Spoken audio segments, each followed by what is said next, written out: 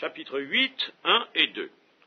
Le Seigneur l'Éternel m'envoya cette vision. Voici, c'était une corbeille de fruits. Il dit, que vois-tu, Amos? Je répondis, une corbeille de fruits. Et l'Éternel me dit, la fin est venue pour mon peuple d'Israël, je ne lui pardonnerai plus.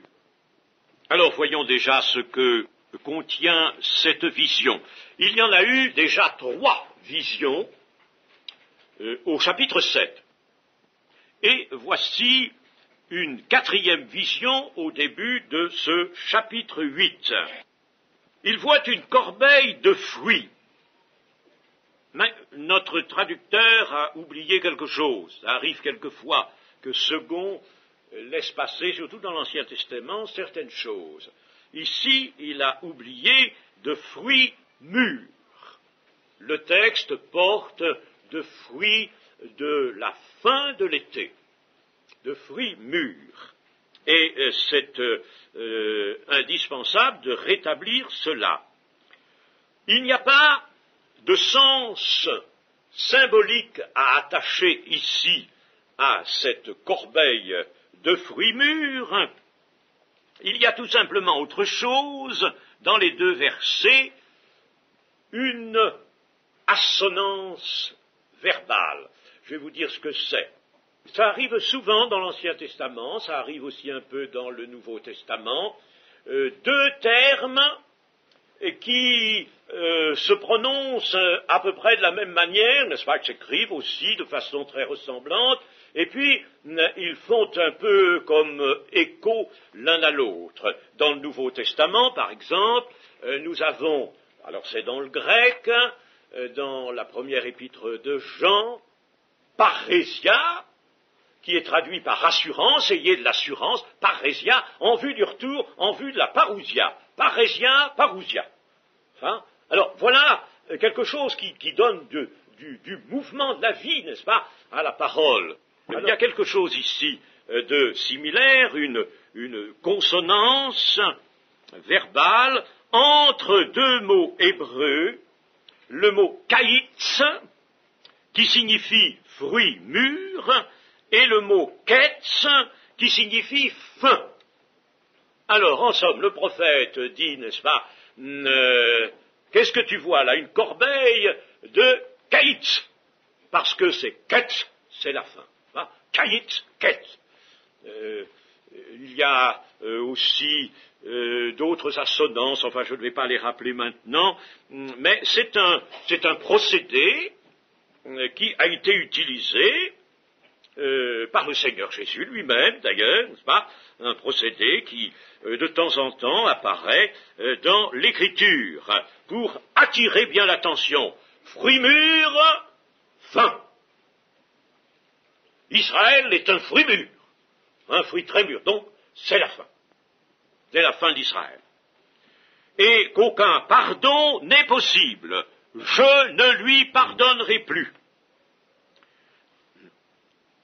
Alors, cela était à présumer, bien sûr, après la vision du niveau qui était au chapitre précédent, au chapitre 7, les versets 7 et 8, c'était bien à présumer, puisque le Seigneur avait dit, voilà, non, plutôt il avait montré à Amos qu'il était sur un mur, et qu'il tenait un niveau. Et hier, je n'ai pas su vous dire exactement ce qu'était cet appareil, là, ce niveau, puisque c'est un mot assez spécial employé ici dans le prophète, qui ne se trouve nulle part. Alors, j'ai un peu découvert la chose. C'est à la fois un niveau et un fil à plomb. C'est un instrument dont on ne se sert plus beaucoup maintenant. C'est un triangle équilatéral. Hein. Si dans un sommet de ce triangle, on attache un fil à plomb, qui est assez long quand même, n'est-ce pas, et que l'on marque dans le côté opposé du triangle, le côté opposé à l'angle, la moitié, alors, si vous mettez ce triangle sur quelque chose, il faut que le fil à plomb passe par la moitié pour que le côté, n'est-ce pas, qui est en bas, soit à l'horizontale. Donc, ça sert à la fois de fil à plomb et ça sert de niveau. Voilà, je crois, le secret de la chose. Hier, je n'avais pas pu vous préciser si c'était un niveau ou un fil à plomb, parce qu'il y a des traducteurs qui traduisent par fil à plomb. Mais c'est les deux, en somme. Voilà, c'est les deux. Alors, l'Éternel venait avec son niveau et son fil à plomb, et puis alors il dit, je vais voir maintenant, je suis sur le haut d'un mur, je vais voir maintenant si le mur penche, ou s'il est bien droit, s'il s'est remis droit, s'il a... Alors ça, il s'agissait d'Israël, ce mur en somme figurait Israël, voir si Israël était dans la norme de la justice de Dieu, dans la norme.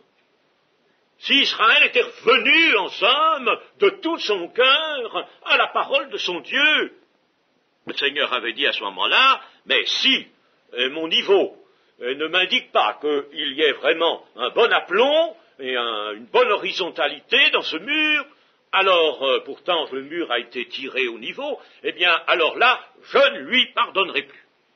Seulement, n'est-ce pas, nous sommes obligés ici de penser qu'il s'est quand même écoulé un certain temps après les 3 visions du chapitre 7 pour que Israël puisse tout de même manifester ou non son retour, le retour à l'Éternel, selon l'expression employée fréquemment, revenir à l'Éternel, reviens à moi, n'est-ce pas, reviens à moi, un fidèle Israël.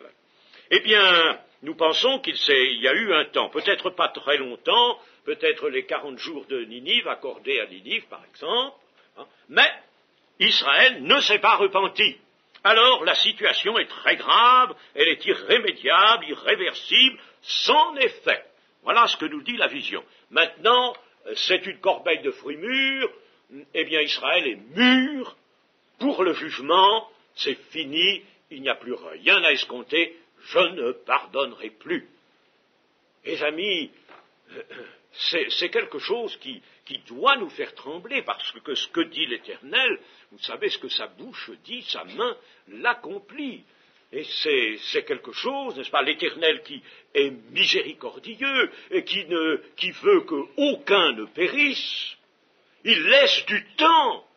Pendant ce temps, il nous envoie sa parole, il nous appelle, il nous sollicite, et si nous ne bougeons pas,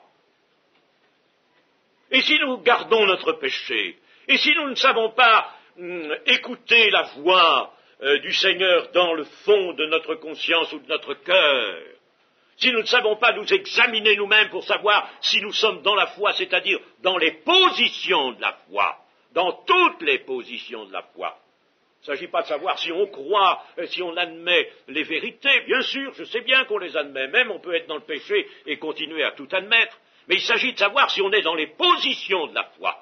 Alors examinez-vous. Jugez-vous vous-même afin que vous ne soyez pas jugés avec le monde. Mes amis, il faut prendre ces choses au sérieux. Ce n'est pas pour nous faire trembler au point, n'est-ce pas, de douter de notre salut et de la bonté de Dieu.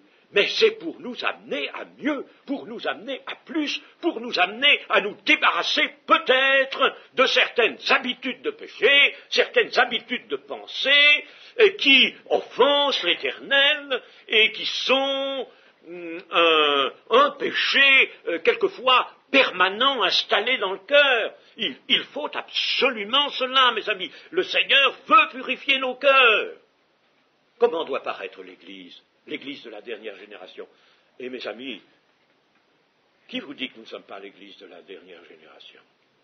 Qui vous dit que nous ne sommes pas... Vous savez que les choses vont vite à l'extérieur, là, nous voyons que ça va vite, n'est-ce pas, ça se précipite. Alors, regardons-nous comme l'Église de la dernière génération.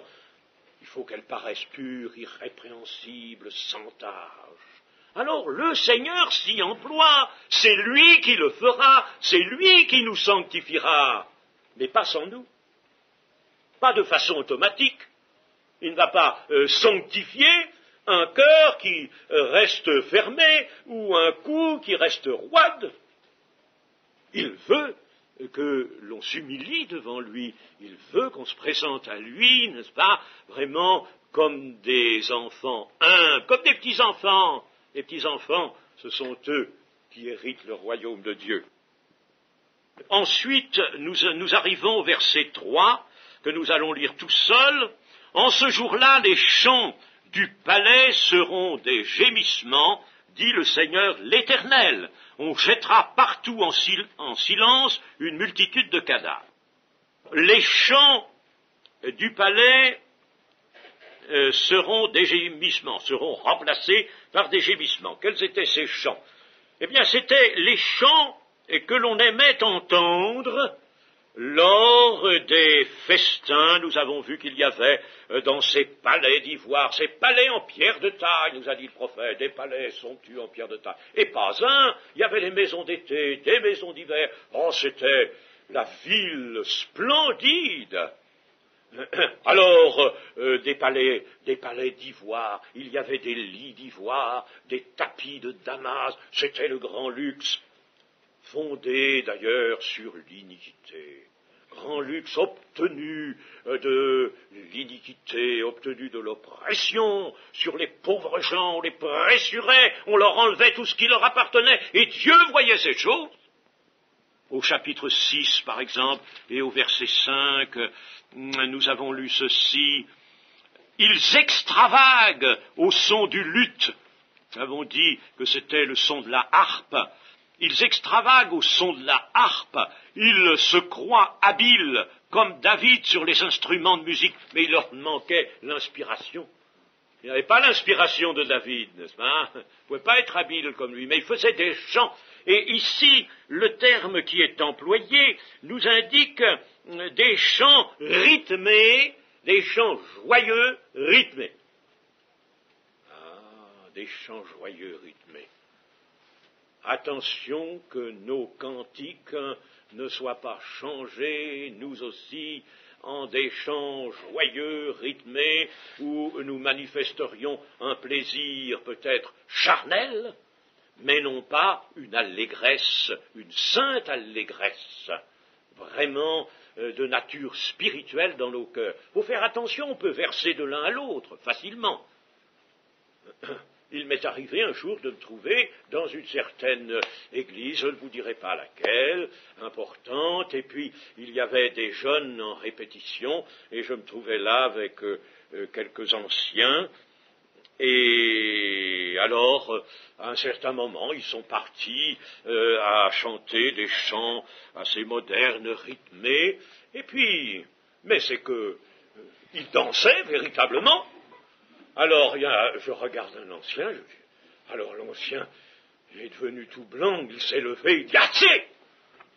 Ah, il a été saisi d'une colère, et je le comprends.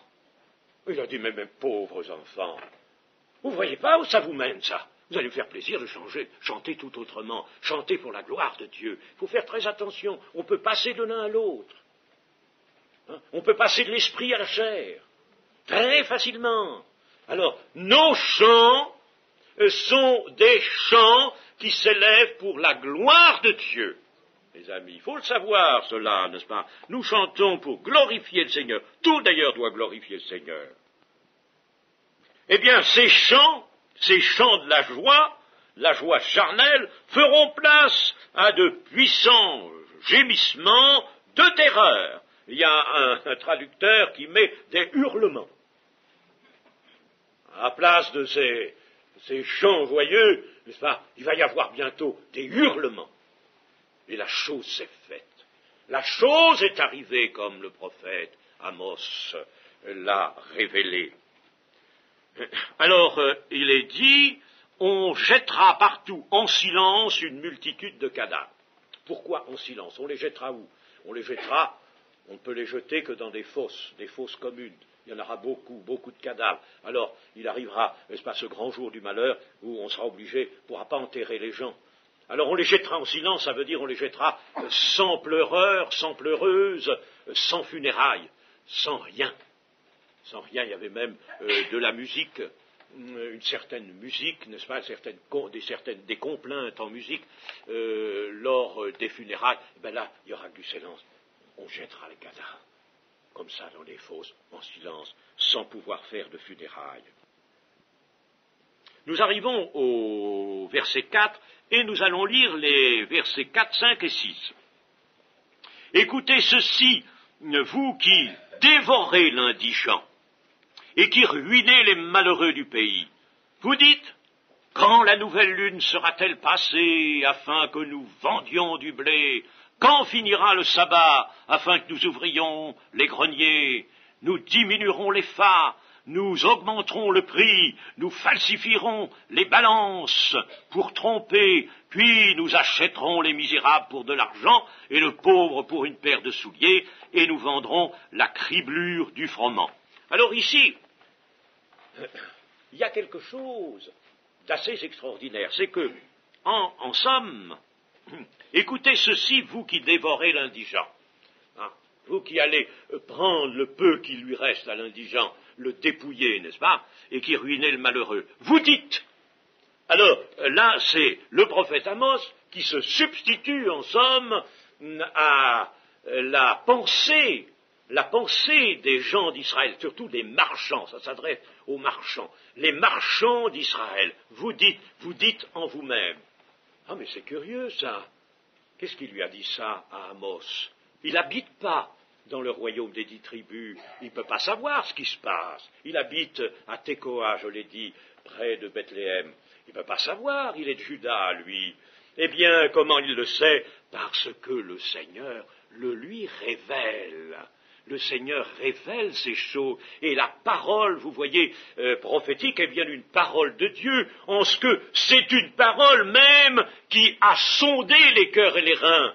Et cette vue, cette présence, cette connaissance qu'a l'Éternel Dieu du fond des cœurs, de ce qui se passe, de ce qui se mijote dans les cœurs, eh bien, cette connaissance, l'Éternel l'inculque, la fait passer à son prophète pour qu'il la donne. Et vous voyez donc comment tout cela est parole de Dieu, toute la Bible est bien parole de Dieu. Ici donc ce sont les vendeurs dont la conscience est comme, pour employer un terme du Nouveau Testament, elle est cautérisée, elle est comme brûlée. Ils n'ont plus de conscience. Il n'y en a plus de conscience. Oh, quel triste état! Quel triste état! Et savez-vous, mes amis, que c'est un état aujourd'hui qui est tellement généralisé dans notre société moderne. Il n'y a plus de conscience. Il n'y a plus de conscience. Il n'y a plus de connaissance de morale, il n'y a plus de volonté de normes, de justice, de rien. Il y en a un qui m'a dit, la justice, qu'est-ce que c'est que ça? La justice. Et comme si on lui parlait de morale. La morale, mais non. Il n'y en a pas. Il n'y a plus rien du tout. À la Chambre des députés, il n'y a pas tellement d'années. Un député à qui un autre avait dit, mais enfin tout de même, selon la morale. Oh, qu'est-ce que c'est que ça, la morale? Oh, de quoi nous parlez-vous ici? Mais la morale, c'est fini, ça s'est dépassé. Allons, ne parlons plus de cette chose-là, cette vieille chose. Ah, il n'y a plus de morale, il n'y a plus de justice, il n'y a plus rien. Les consciences sont cautérisées. C'est terrible, cette situation de l'homme. Et attention, c'est une situation que Dieu surveille, que Dieu voit. Il la voit s'étendre, il la voit empirer. L'iniquité grandit. L'iniquité grandit, le Seigneur l'a bien annoncé, la charité du plus grand nombre se refroidit, c'est-à-dire l'amour de Dieu s'en va, s'évade, parce que l'iniquité, le mystère d'iniquité s'étend et grandit sur le monde. Alors, chers amis, vous savez, vous voyez que le jugement d'Israël est résolu ici, et je crois que le jugement de notre monde tout entier est résolu, mais pas que nous, chrétiens, parce que nous échappons à ce jugement, et nous échapperons à ce jugement si nous restons fidèles, bien sûr, mais il ne faut pas que nous soyons quand même indifférents au malheur du monde. Nous l'avons déjà dit, il faut que nous soyons d'autant plus zélés. Nous sommes là pour sauver, mes amis, ce qui peut être sauvé, ce que Dieu veut que nous puissions encore sauver. Ces marchands disaient entre eux, enfin dans leur cœur, c'est ça, c'est leur cœur qui est dévoilé ici. Quand la nouvelle lune sera-t-elle passée afin que nous vendions du blé? Quand finira le sabbat afin que nous ouvrions les greniers? Parce que les nouvelles lunes, étaient des fêtes qui étaient célébrées chaque mois. C'était en Israël des mois lunaires. Et alors, pour chaque nouvelle lune, au début du mois, il y avait une fête qui était chômée. Alors là, c'était comme le sabbat de la fin de la semaine, n'est-ce pas, le 7e jour. Alors, il fallait arrêter, bien sûr, arrêter. On ne pouvait pas travailler, il fallait rien faire. Et les marchands étaient obligés de s'arrêter, parce que là, il y avait un jugement général sur eux, n'est-ce pas, ils auraient été certainement repris. Alors, ils étaient obligés, mais c'était contre leur cœur. Ah, une nouvelle lune, encore un sabbat. Ça nous arrête dans le commerce, dans le trafic. Ils ne voulaient pas perdre un jour. Ils avaient hâte de continuer, de poursuivre leur méchante affaire. Alors c'est pour ça qu'ils ne sont pas contents que la nouvelle lune. Ils voudraient que ça passe vite, la nouvelle lune. Ils voudraient que le sabbat soit vite fini, parce que leurs activités profanes étaient suspendues, leur trafic interrompu. Ainsi, leur cœur était véritablement fermé à Dieu. Parce que si leur cœur avait été fidèle, mais ils se seraient réjouis d'une fête, d'un sabbat et d'une fête. Pendant le sabbat, on glorifiait Dieu, on devait glorifier Dieu, on devait louer Dieu. Alors ils auraient dû se réjouir, comme nous devons nous réjouir s'il arrive le dimanche. J'espère que vous vous réjouissez. Et j'espère que quand on est le dimanche, par exemple, à 4 heures de l'après-midi, vous ne dites pas vivement que ce soit fini, qu'on soit lundi matin. N'est-ce pas? Même si, je ne sais pas s'il y a des commerçants parmi vous, mais enfin, s'il y a des commerçants, attention, vous devriez dire, eh bien, si Dieu veut doubler le dimanche, qu'il le double. Oh, il y a une loi en préparation, ça ne me plaît pas, ça, aujourd'hui. Il y a une loi en préparation qui va permettre aux grandes surfaces d'ouvrir le dimanche. Vous savez, en ce moment, il y a fermeture obligatoire. Et ils veulent revenir là-dessus. Quel dommage. En Suisse, n'est-ce pas, c'est fermé le dimanche et on ne travaille pas. Et il y a même, enfin dans le canton de Vaud, tout au moins, hein, il y a même un jour de jeûne national. C'est vrai, n'est-ce pas, décidé par le Parlement. Oui, eh bien c'est bien. Ah, nous en sommes loin, nous, de tout ça. Alors, leur cœur était fermé à Dieu, mais ouvert à l'âpreté et au gain, ouvert à tout ce qui, sur la terre, procurait toujours davantage d'argent, et puis, alors l'argent, à quoi ça leur servait? Puisqu'ils étaient toujours affairés à vendre du blé, à vendre quelque chose, à trafiquer, ça leur servait à quoi? Ça leur servait à leur sécurité. L'abominable sécurité des hommes fondée sur l'argent. C'était ça leur sécurité. C'était pas pour leur plaisir. Je suis persuadé, ils faisaient comme beaucoup, et ils travaillaient jusqu'à tomber. Mais la sécurité, avoir de l'argent, un coffre, là c'était des vases, alors des vases, beaucoup de vases remplis de pièces d'or. Voilà, n'est-ce pas, ce qui les préoccupait. Nous pensons à ceci, et ça nous donne la note de cet avertissement dans les Colossiens de l'apôtre Paul, Colossiens 3, verset 1. Si vous êtes ressuscités avec Christ, cherchez les choses d'en haut, où Christ est assis à la droite de Dieu, affectionnez-vous aux choses d'en haut, et non à celles qui sont sur la terre, car vous êtes morts et votre vie est cachée avec Christ en Dieu. Affectionnez-vous, attachez-vous, que votre cœur soit attaché aux choses d'en haut, que votre trésor soit dans le ciel. Attachez-vous aux choses d'en haut, et non pas à celles qui sont sur la terre. Mais les hommes, en général, ont fait tout le contraire. Leur cœur est sur la terre. Aussi, leur nom est écrit sur la terre, et n'est pas écrit dans le livre de l'agneau. Est-ce que le vôtre est écrit, mes amis? Ah, bon, je vois des figures qui se haussent. C'est bien. Votre nom est écrit dans le livre de vie de l'agneau. Et il faut se réjouir, bien sûr, de ça. Le Seigneur a dit que c'était le sujet le plus grand de notre joie. Réjouissez-vous de ce que vos noms sont écrits dans le livre de vie. Ces marchands étaient, en plus de cette âpreté au gain, ils étaient d'impitoyables fraudeurs. Nous diminuerons les FA. Les FA, c'était une mesure qui approchait de 40 litres et qui servait à mesurer le grain, particulièrement le blé. Alors, que faisait-il? Il s'arrangeait pour confectionner des épha étriqués, un peu plus étroits. Il mettait peut-être un fond, un faux fond, comme ça arrive quelquefois aussi, n'est-ce pas?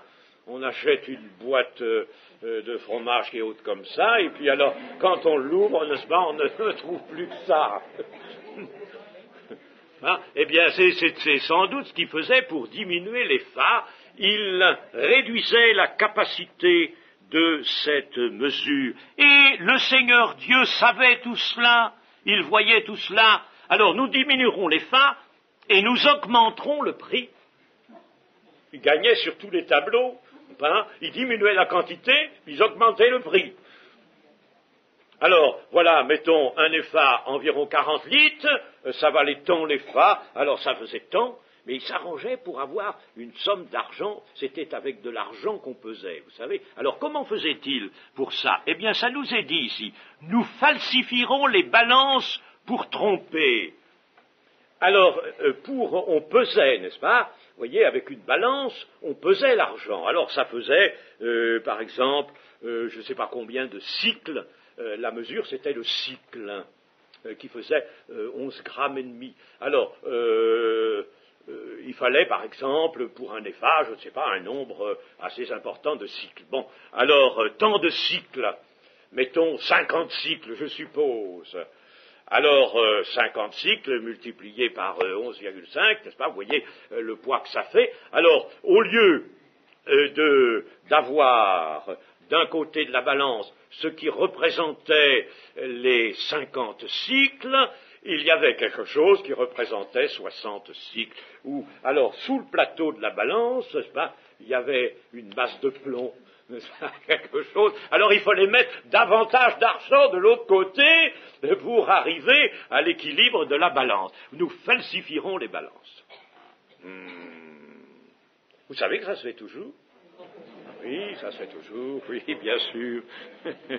Hélas. Enfin, peut-être pas autant que ce temps-là, parce qu'il y a des balances maintenant électroniques, mais malgré tout, c'est une chose qui a toujours tenté bien des hommes.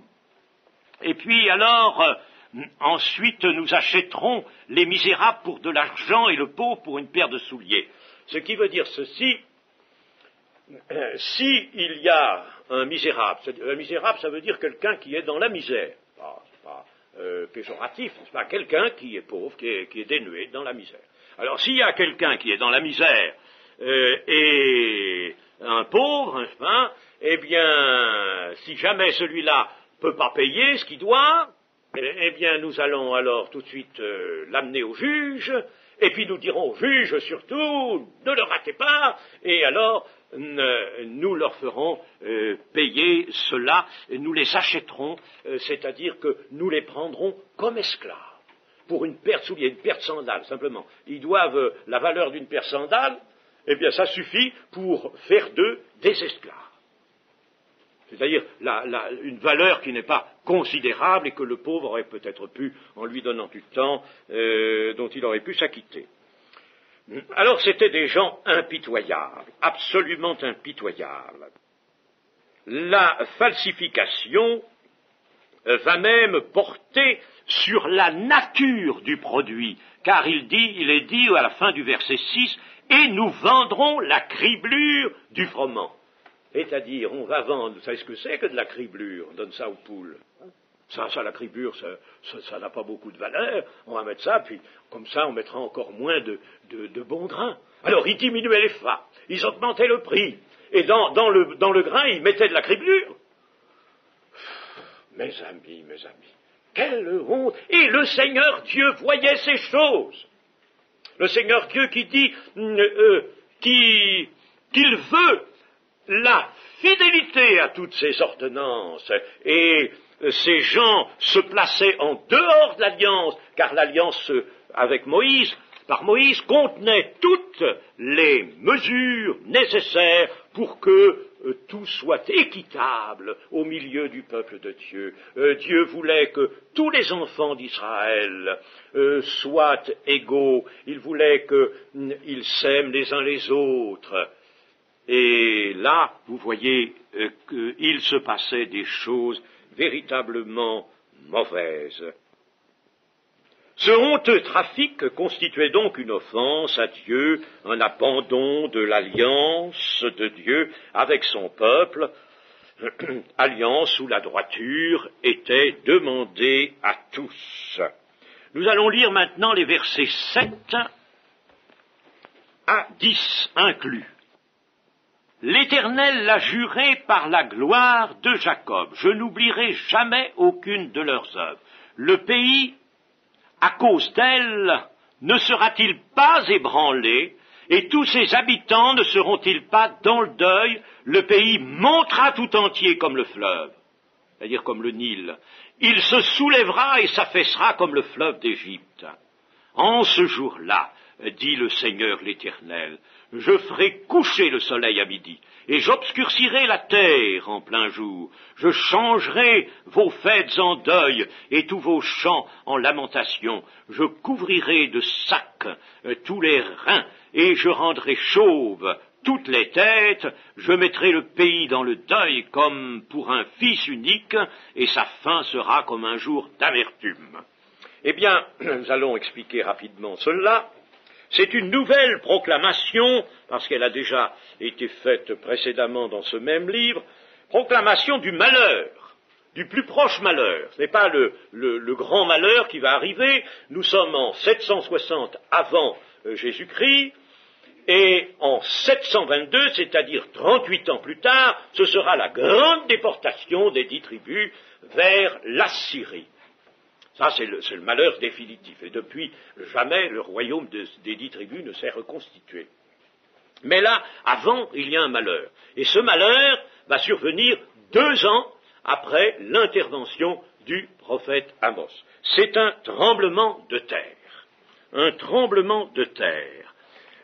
D'abord, disons que le Seigneur l'Éternel fait un serment ici. Il l'a juré par la gloire de Jacob, je n'oublierai jamais aucune de leurs œuvres. Je ne consentirai pas à oublier ces œuvres abominables. Alors le pays, à cause d'elles, ne sera-t-il pas ébranlé? Le pays va être ébranlé. Alors c'est le tremblement de terre, nous l'avons vu au commencement du livre, n'est-ce pas, puisque Amos, au verset 1, le chapitre 1, verset 1, Amos parle 2 ans avant le tremblement de terre. Alors le pays sera ébranlé, tous ses habitants seront dans le deuil, le pays montera tout entier comme le fleuve, il se soulèvera et s'affaissera comme le fleuve d'Égypte. Le Nil, avec ses crues, monte tout à coup, soudain. Il monte très vite. Enfin, plus maintenant, parce qu'il y a un certain barrage, le barrage d'Assouan, qui sans doute régularise cela. Mais enfin, autrefois, le Nil montait et débordait sur ses rives, qu'il fertilisait d'ailleurs, et alors il montait vite. On le voyait monter. Alors, le pays montera, un tremblement de terre qui va en quelque sorte soulever le sol. Soulever le sol. Et le sol sera soulevé et s'abaissera. Et puis, en ce jour-là, dit l'Éternel, je ferai coucher le soleil à midi et j'obscurcirai la terre en plein jour. Comme cela arrive assez souvent, lorsqu'il y a des grands tremblements de terre, soit avant, soit après, il y a un obscurcissement du ciel, et à midi, il peut en effet faire presque tout à fait nuit.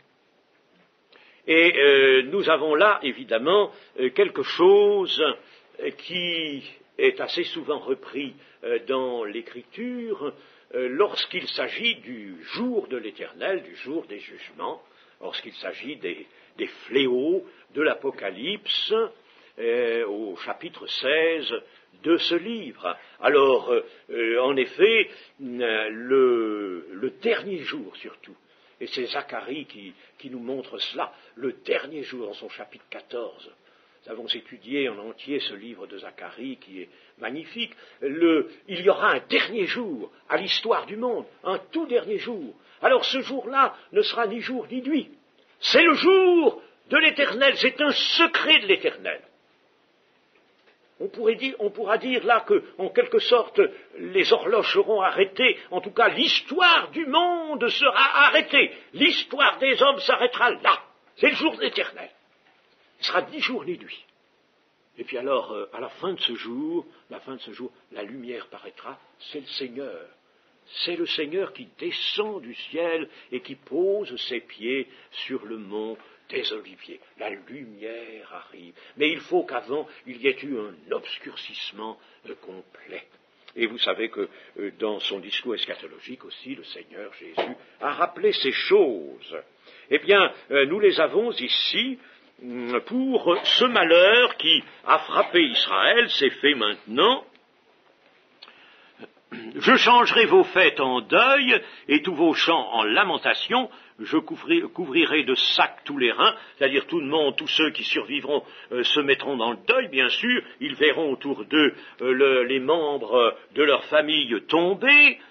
Et je mettrai le pays dans le deuil comme pour un fils unique.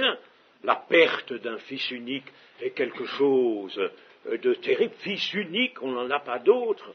Alors la perte est considérable, et quand on a perdu un fils unique, alors à partir de ce moment-là, eh bien, c'est un jour d'amertume, c'est un jour qui répand sur tous ceux qui viennent à la suite, tous les jours qui viennent ensuite, une profonde amertume, une amertume qui ne s'en va pas, la perte d'un fils unique. Alors, ce jour sera ainsi, après Israël, ce qui restera d'Israël sera dans la plus grande amertume. Et cela pour aller jusqu'à la 38e année à partir du prophète, à cette 38e année, alors là ce sera le grand jugement, la déportation par le roi d'Assyrie. Nous arrivons maintenant au verset 11, nous lirons du verset 11 à la fin. Voici, les jours viennent, dit le Seigneur l'Éternel, où j'enverrai la famine dans le pays, non pas la disette du pain et la soif de l'eau, mais la faim et la soif d'entendre les paroles de l'Éternel. Ils seront alors errants d'une mer à l'autre, du septentrion à l'orient. Ils iront çà et là pour chercher la parole de l'Éternel. Ils ne la trouveront pas. En ce jour, les belles jeunes filles et les jeunes hommes mourront de soif. Ils jurent par le péché de Samarie, et ils disent, vive ton Dieu, vive la voix de Beersheba, mais ils tomberont et ne se relèveront plus. C'est quelque chose de terrible, ça. Et alors là, c'est d'autant plus terrible que j'enverrai la famine dans le pays. Enfin, et là, le prophète nous précise qu'il ne s'agit pas de la faim et de la soif du pain et de l'eau, mais il s'agit de la faim et de la soif d'entendre les paroles de l'Éternel.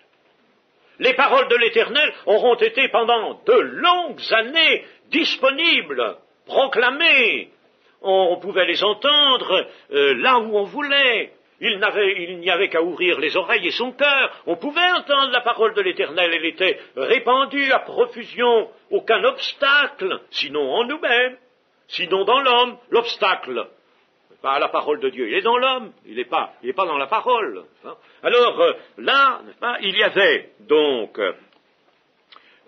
faculté d'entendre la parole de l'Éternel, mais comme le peuple n'en a rien fait, à mépriser cette parole, négliger cette parole, il a même dit au prophète, va-t'en, nous ne voulons pas t'entendre, il a même tué des prophètes, comme nous l'avons dit ces jours-ci. Alors, il arrive un moment où le Seigneur dit, eh bien maintenant, je vais leur donner la faim et la soif, je vais attiser cette faim et cette soif en eux, d'entendre les paroles de l'Éternel. Le besoin de la parole de l'Éternel, je vais le rendre vif. Ils ne l'avaient plus, eh bien je vais faire apparaître en eux. Mais la parole, introuvable. La parole, elle est retirée. Dieu la retire. Parce que, rappelons-nous une chose, mes amis, c'est que la faim et la soif de notre corps, la faim de nourriture et la soif de l'eau, eh bien, c'est bien sûr le Seigneur qui a introduit cela dans le fonctionnement, dans la physiologie de notre corps, de notre organisme. Mais s'il a donné la faim et la soif, il a donné aussi de quoi satisfaire la faim et la soif. Il a donné la nourriture, il a donné l'eau. Et vous savez que c'est une image dans toute la Bible, cela, que le Seigneur, n'est-ce pas, donne l'eau pour abreuver son peuple. Parce que son peuple a soif, c'est normal, Dieu veut qu'il ait soif. Mais Dieu lui donne l'eau en abondance s'il est fidèle. Et vous voyez, ça joue aussi bien dans la réalité matérielle que dans les réalités spirituelles. Alors ici, Dieu va donner le besoin de la parole de Dieu, une avidité, un besoin, et la faim et la soif, vous savez, ce sont des besoins qui deviennent douloureux, qui tourmentent s'ils ne sont pas satisfaits. La faim et même la soif surtout, on pourrait dire, devient par exemple dans le désert un véritable tourment, un tourment épouvantable lorsqu'on ne peut pas boire. Alors il va donner cela, ils vont être tourmentés et ils n'auront pas de quoi satisfaire cette faim et cette soif de la parole de Dieu. Ils n'auront plus la parole de Dieu. Et qu'est-ce qu'elle sera devenue, la parole de Dieu? Eh bien, elle aura été retirée de toute manière. Il n'y aura plus de prophètes, il n'y aura plus de souffle divin, il n'y aura plus de vrais bergers, il n'y aura plus de livres même, il n'y aura plus rien. Alors, où ça va se passer, ça? Eh bien, je vais vous le dire. Là, il nous est dit d'une mer à l'autre. Ils seront errants d'une mer à l'autre, du septentrion à l'orient. Ils iront ça et là pour chercher la parole de l'Éternel. Alors, d'une mer à l'autre, ça pourrait vouloir dire, concernant Israël, de la mer Méditerranée à la mer Morte, par exemple. Mais ce n'est pas ça. Si on fait des rapprochements avec d'autres textes, notamment, je ne veux pas le faire maintenant parce qu'il est déjà assez tard, mais le psaume 72, versets 7, 8, 9, ou Zacharie, prophète Zacharie, chapitre 9, verset 10 par exemple, eh bien, nous lisons ceci là. Je détruirai les chars d'Éphraïm et les chevaux de Jérusalem, et les arcs de guerre seront anéantis. Il annoncera la paix aux nations, à UX, et il dominera d'une mer à l'autre, depuis le fleuve jusqu'aux extrémités de la terre. Oui, mais, attention, il s'agit du roi. Voici ton roi vient à toi, il est juste et victorieux, il est humble et monté sur un arbre. Il s'agit du Messie, il s'agit de Jésus. Alors nous savons que sa domination d'une mer à l'autre, c'est une domination universelle sur la terre. Donc d'une mer à l'autre, ça veut dire sur toute la terre. Et c'est ce qui est dit ici. Par conséquent, ils seront errants d'une mer à l'autre sur toute la surface de la terre, du septentrion à l'orient. Ils seront errants partout, et ils iront partout sur toute la terre, mais quand ça peut-il se produire? Et pendant la diaspora. Donc ici le prophète voit la dispersion d'Israël, la dispersion du peuple d'Israël sur toute la terre. Et il les voit avides de la parole de Dieu qu'ils ne peuvent plus trouver. Ils ont des rabbins qui ne leur parlent de toute autre chose. Ils n'ont plus la Bible même. Ils n'ont personne pour la leur enseigner, non plus de sacrificateurs, plus rien du tout. Et mes amis, pendant la diaspora, ce qu'on appelle la diaspora, la dispersion d'Israël sur la terre, il m'est arrivé d'entendre des Juifs, car j'ai eu beaucoup de relations avec eux, et d'entendre des Juifs me dire « Mais monsieur, vous savez, nous, la Bible, on ne la lit pas. On nous lit des choses qui sont la Torah, bon, on nous lit le Targum, on nous lit toutes sortes de choses. Elle est bien traduite, la Bible, elle est traduite elle existe en hébreu, elle est traduite aussi en français, mais nous ne l'avons pas couramment, personne là dans son foyer. et on ne la lit pas, on n'a plus du tout l'habitude de la lire, on ne nous la lit pas, on entend des lectures qui sont liturgiques, n'est-ce pas? Et puis c'est tout. Et nous ne connaissons pas la parole de Dieu, nous ne la connaissons pas. Il y avait parmi eux des gens qui ont soif, heureusement, nous avons pu en rencontrer certains, et on les a amenés à boire, non pas seulement dans l'Ancien Testament, mais aussi dans le Nouveau. Hein, on leur a donné un double abreuvoir, hein, et on les aura dit maintenant, buvez et mangez, et alors là, évidemment, c'est très bien. Mais enfin, vous voyez que le peuple d'Israël aura été châtié non seulement par toutes les souffrances qu'il aura supportées dans toutes les nations, mais aussi par cela, et c'est une chose utile à savoir. Pourquoi les jeunes hommes et les belles jeunes filles, pourquoi eux seulement, en ce jour, les belles jeunes filles et les jeunes hommes mourront de soif? Mais parce que les belles jeunes filles et les jeunes hommes, c'est la jeunesse du peuple, et la jeunesse du peuple, elle représente la force. Cette jeunesse même dispose d'une force, et malgré cette force, ils seront tellement tourmentés, travaillés par ce besoin, cette faim, cette soif d'entendre la parole de l'Éternel, ne la trouvant pas, qu'ils mourront de soif, ils mourront de cela. Il y aura en eux une mort, et le monde ne les satisfera pas. Il n'y aura rien dans le monde qui pourra remplacer cette parole de Dieu. Et pourquoi cette situation? Pourquoi Dieu maintient-il une telle situation? Et parce que, verset 14, ils jurent par le péché de Samarie. Ça ne leur est pas sorti du cœur. Ils jurent par le péché qui consistait à adorer le veau d'or. Ils disent, vive ton Dieu Dan. Dan, c'était la localité qui était située tout au nord du royaume des 10 tribus, et là aussi il y avait un autre veau d'or. Là encore il y avait un veau d'or. Alors ils jurent par le veau d'or. Et puis alors Beersheba, je vous ai déjà dit, en étudiant ce prophète, que là aussi, hélas, et ça c'est en Juda, c'est dans le sud de Juda, alors là, il y avait hélas aussi un culte au fond Dieu. Alors ils juraient par tout ça. Ils juraient par toutes ces choses. Vive ton Dieu Dan, vive la voix de Beersheba, et c'est une voix abominable. Mais ils tomberont et ne se relèveront plus, le peuple tout entier périra dans la personne de ces jeunes, il perdra toute vitalité, il ne se relèvera plus. Ah, c'est quelque chose de terrible, mes amis. Et c'est quelque chose, on pourrait dire, de particulièrement redoutable, d'être le peuple de Dieu et de se détourner de Dieu. Quand on est le peuple de Dieu, il faut le rester. Il faut demeurer. Et pour ça que le Seigneur dit, demeurez en moi, demeurez dans mon amour, que mes paroles demeurent en vous, se maintiennent en vous. Ne quittez pas surtout ce que vous avez reçu, ne le quittez pas. Mes amis, entendons le Seigneur nous dire cela encore aujourd'hui. Et répondons-lui, oui Seigneur, oui Seigneur, oui Seigneur, nous voulons rester avec toi et nous voulons que tu restes avec nous. Amen.